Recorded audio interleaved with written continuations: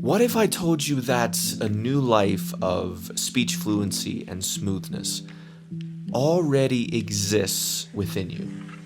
And you might think that I'm presenting this in this kind of metaphorical way to encourage you to take action and go, claim your future or what have you. But that's not really my angle exactly. Instead, what I'm getting at is I actually believe that this new life of fluency already exists within you. It's already there in the form of potential.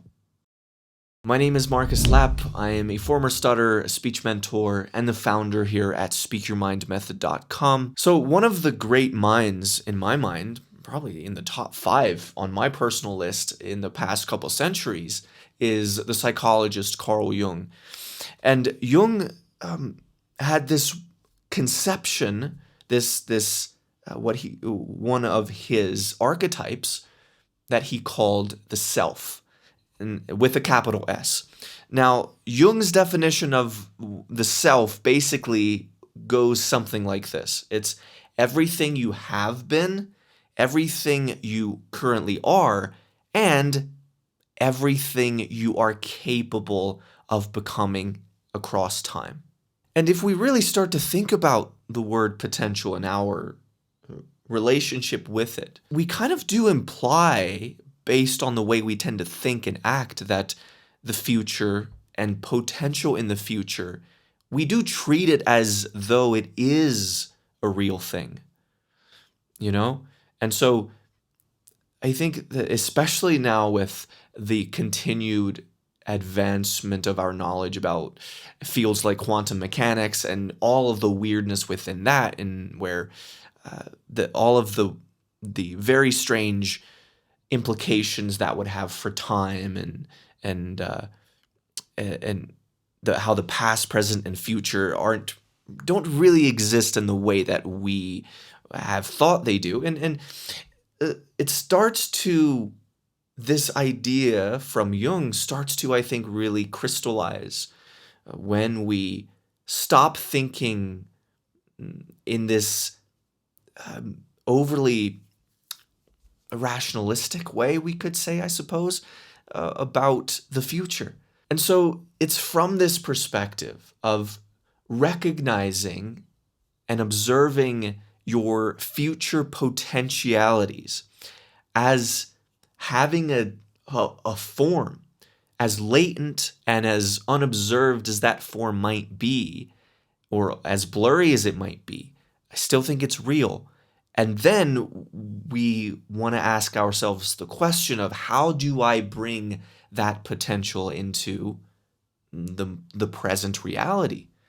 And that's really the ultimate question here. And I think that the answer to that is it's varied across different people. It's not one precise answer to it at all, I don't think.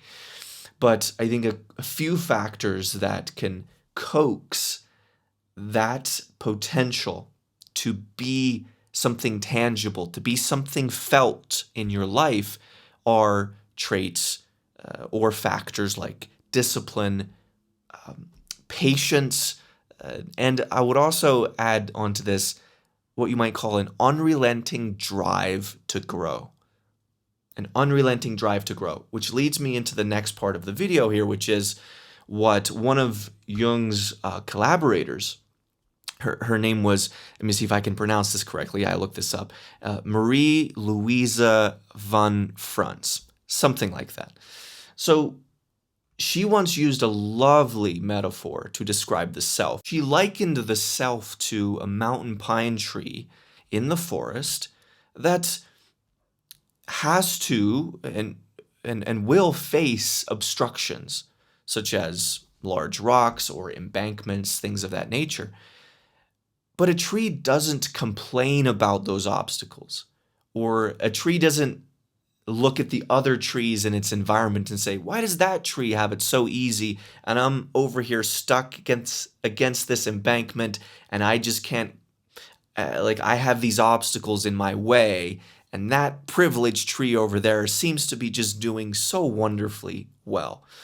The tree doesn't think like that. The tree just has this drive, this unrelenting drive to grow, to, you could say, self-actualize, to go and become who it is, or become what it is. And so it doesn't complain. Instead, it just decides, based on its environment and based on the obstacles in its way, whether to grow this way or to grow that way.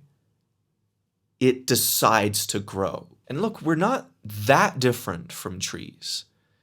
Like Alan Watts once said about one of his primary themes that he has talked about is that we tend to view our coming into the world as a coming into the world.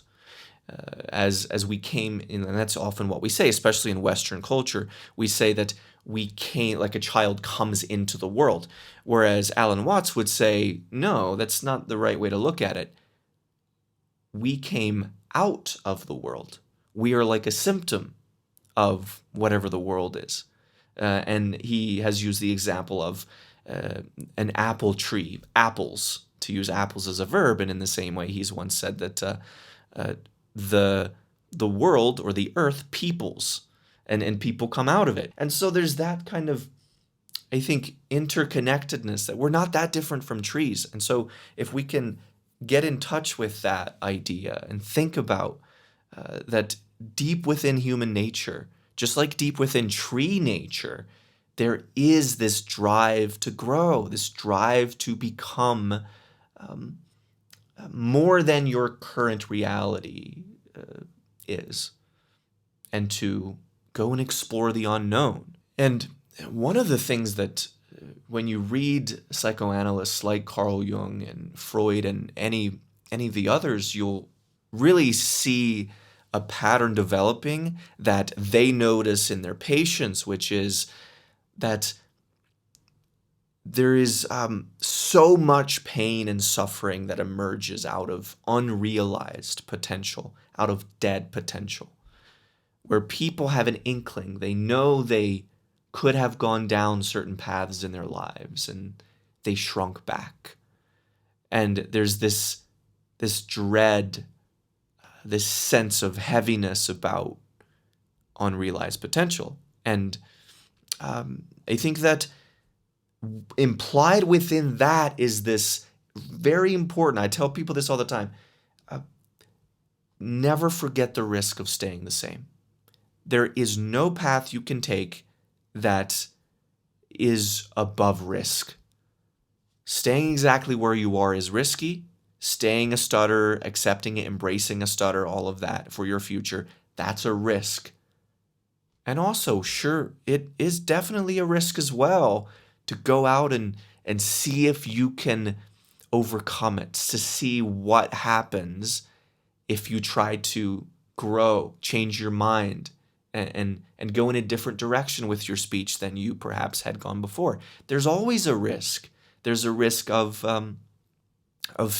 maybe not achieving the kind of success that you wanted, at least not in the first couple tries, and perhaps the devastation of all of that energy and perhaps money and time that went into it, and you feel like you just failed.